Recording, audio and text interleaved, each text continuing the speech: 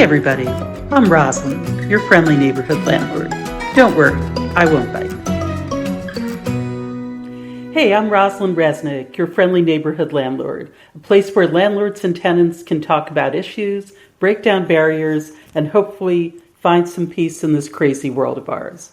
Joining me today is my good friend and former tenant Harry, who rented an apartment in one of my buildings. And long story short, I can't believe that we've only known each other for about 2 years. I feel like it's been forever. I feel like we've known each other our whole lives. I would too, Rosalind. Thanks for having me on. And yeah, it feels like we've known each other a lot longer than just 2 years. Yeah, exactly. So I guess like since this is my first podcast and I'm honored that you're the first guest on my show, I guess like one of the questions that people have is like when you enter into a landlord-tenant relationship, it's it's not just a matter of like sending over a check or zelling over a payment. I mean, it's a relationship that I don't want to say it's like a marriage, but it can be pretty long term. I mean, I've had tenants who've been with me for 5, 10, or even 15 years. So I guess my question to you is, how do you know? Right? Like I remember I showed you because I act as my own rental broker. I remember showing you the apartment, me personally. We were standing in the living room together. You were looking around. And I guess like the question in my mind is like, can I trust this guy? How do I know that he's going to be a good tenant? And I'm sure you were feeling the same way about me. How could you size up this complete and total stranger? Because as you know, I have 6 historic townhouses in New York City, and New York City landlords do not always have the greatest reputation. So tell me how you knew that you could trust me with something as personal as your apartment. Yeah, I mean, like you said, New York landlords, I think really don't have a good rep, and that's because they take out the personal aspect to, signing a lease. It's very transactional for most leases, but I think with you in that apartment, the fact that you didn't hire a broker to tour it, you came in and met me yourself, you gave me the entire background, you gave me information about prior tenants, it was just a lot more personal experience, and that's what gave me comfort that you took the time to really make it feel special and unique. I appreciate your saying that because and you worked out obviously to be an incredible tenant, and Thank we you. stayed good friends. And actually, the tenant who took your place in the apartment is a friend of yours who you recommended and who loved your apartment. So for me, like that's the highest recommendation that you as a tenant could give me. That you actually thought so much of the apartment and of the experience that you actually brought in a friend. Well, that's what you get when you have a really good relationship with your landlord, and it's not just transactional. If it was just transactional, I wouldn't really care to refer anybody. At the end of my lease, I would have just said good luck, thank you. But I knew what the experience was like, and I knew it was not like most leases, so that's why I was happy to recommend one of my buddies to move in. Well, I appreciate that because, as as you recall, I'm just laughing here, but like it's New York and anything could happen in a 19th century townhouse. And I Oh, for remember, sure. I guess it was about 2 years ago, around Christmas time, when the tenant upstairs from you, I'm sure you remember Oh this. boy, They I turned do. off their heat. It was like around Christmas. The temperatures plunged. They turned off their heat. They headed out to Philadelphia for some Eagles game or something.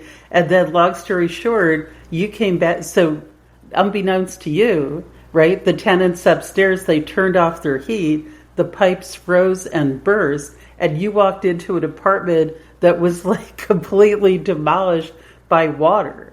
I mean, so how did you feel when you saw all that carnage? I mean, I walked in a couple days after Christmas. I had been gone, I think, about a week, and yeah, I mean, the ceiling was collapsing. There was about a couple inches of water on the floor, and all my belongings were soaked. So I was one in utter shock, and two, I was pretty pissed off as well. I mean, Um, now, hold on. Like, were you pissed off at me as your landlord? no, I was pissed off at the upstairs neighbors for not, spending a couple bucks to just keep their heat at the lowest level, so stuff like this doesn't happen. Right, and yet, less than 2 weeks later, you were back inside your apartment. Everything was clean, everything was fixed, So, Everything was beautiful. So tell me how you felt about that. I mean, your response was what made a bad situation good. I think you had people in there that night, all night until 2 or 3 a.m. Draining the water, fixing the ceiling. I even think you had a guy on New Year's Oh Eve yeah, at no, no, night we had working. our entire team in there for a week. We had It our was plumber. automatic, yeah. So your response of just immediately coming to the rescue. I don't know where you were. I think you were out of the country even. No, no, I was in Hawaii with my daughter and Right. her boyfriend, and like I was like on the beach with like no cell reception, like screaming at people. Yeah, I mean, you acted so fast, which is like, that's what you want. You want a landlord that cares and is not going to be like, okay, I'm in Hawaii, I'll deal with this when I get back. When everything I own is destroyed before my eyes. No, but Harry, but this is why, to go back to what we were saying previously, like the number one thing that I think is essential, for a good landlord tenant relationship is trust. Right? And it's kind of like you and I met, we were complete and total strangers. And then, as always happens, things go wrong with the apartment, like whether they're big or small. And I guess, like for you, it's important to be able to trust your landlord. For me, it's important to be able to trust my tenant because, like you could have gone crazy. You could have like called your lawyer. You could have called the city. Like there's some tenants who would have tried to take advantage of a situation like that to see Right, how much money they could get out of me or my insurance company. right. No, exactly. And, I didn't want to play that card because I knew obviously we had a relationship of trust and I knew you would act the way you did. So it didn't even have to cross my mind. Exactly. So, yeah, so we've talked about the trust issue, which I think is really important. So, let me ask you this. So, you know, obviously, you've lived in a number of apartments, before mine, after mine. So when you as a tenant, like this is what I'm hoping that we could do on this show, like to give tenants like real world advice here, Right. as well as to help other landlords understand how tenants think about things. Like when you walk into an apartment, what are the three things that you look for before deciding to say yes? So in New York, the three things I look for the actual apartment itself are, the location is the number one thing for me. Two would be, the setup of the apartment. Is there enough space? Can it fit, the furniture that I have?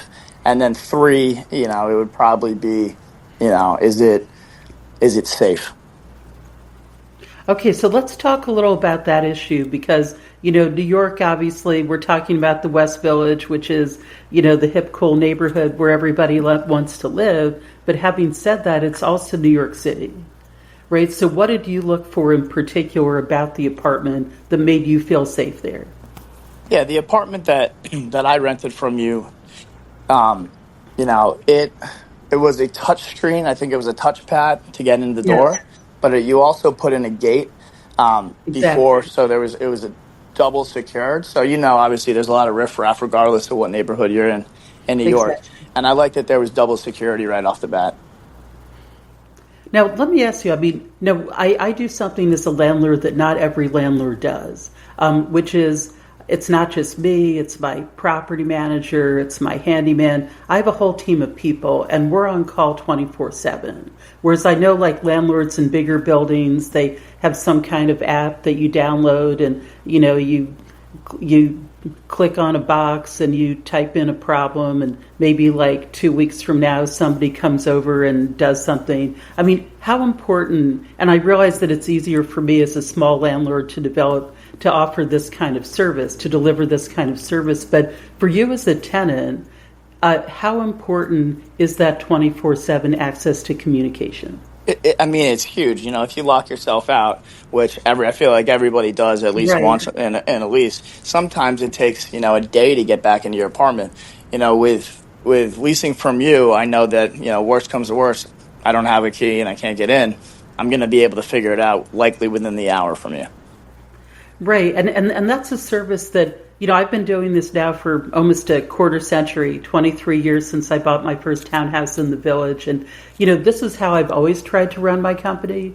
But at the same time, before that, I used to have a tech company back in the 90s. So I'm still all about the technology. And one of the things that I've started doing now, as you know, is I've set up an individual group chat with each of the tenants in my apartments on an apartment by apartment basis. So I realize that not every landlord is going to want to do that because in my case, like my phone is always on, my team's phone is always on. But like as a tenant, like is this the kind of service that you're expecting or are you willing to settle for less? I don't think you expect this type of service.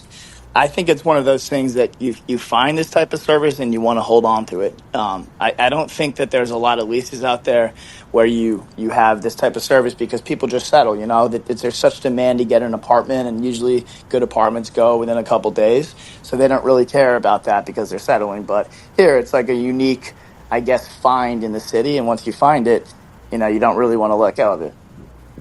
Exactly. And unfortunately, the reason why I lost you is because you got this incredible job opportunity in Puerto Rico. That's right. And unfortunately, I had to move out. But look, now I'm looking to get an apartment back in the city, and I know, and I and you wish were I my had first one for call. you. No, but I was going to say though, like I think one of the, I've talked to friends of mine about this, how like, the problem with leases, at least like the standard revenue lease in New York City, is that when a tenant signs a lease, he's committing for a year, he's committing for 2 years. Like there's no easy way out of a lease unless the landlord permits it. And not every landlord is willing to let a tenant get off the hook that easily. Whereas, and like, look at what happened with your friend who said, now finally in your apartment, but his landlord gave him a hard time, charged him a lot of money. My Right. policy is that, if somebody has to go, they have to go.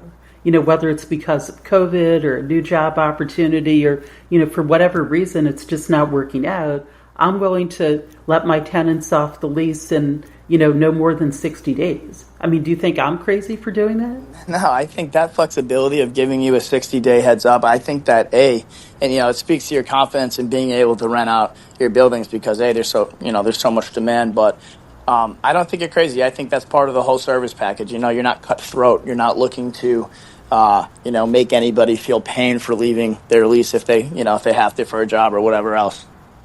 Right, because the reality is that, there's so many stories of bad landlords in the city. And I think one of the reasons why sometimes there's open warfare between a landlord and a tenant is because, for whatever reason, the tenant has to leave or wants to leave. And instead of making that easy and possible, the landlord really like sticks the tenant's feet to the fire and, hits them with some huge breakup fee and lawsuits. And to me, that just isn't necessary. It ruins the relationship, and I think it's pretty short-sighted because they chase the short-term money for it, I think you value the relationship over a couple Yeah. dollars of a break fee. Absolutely. And I can tell you, see, for me, yes, it's all about the relationship. And specifically, it's all about the long-term relationship. And I think you know this about me. The number one thing I look for in a tenant is, are they the kind of tenant who really wants to stay? I mean, things happen, but like in an ideal world, I mean, I'm not chasing, I've been doing this, as I said, for 23 years now. I'm not chasing the right dollar. I'm not chasing the top dollar. I'm looking for the right tenant. And to me, the right tenant is somebody who's going to move in and make that apartment their home. For the long-term relationship, which I think pays way more in the long run than chasing short-term profits, which most landlords do. Exactly. So anyway, so we've got to cut this off here. I know you have to go, but the long story short is that I appreciate you being my tenant, and I appreciate, more importantly, you being my friend. And thank you so much for joining me on the first episode of this podcast. Absolutely, and hopefully I can rent from you again in the future. Sounds good. Okay, bye. Have a great weekend.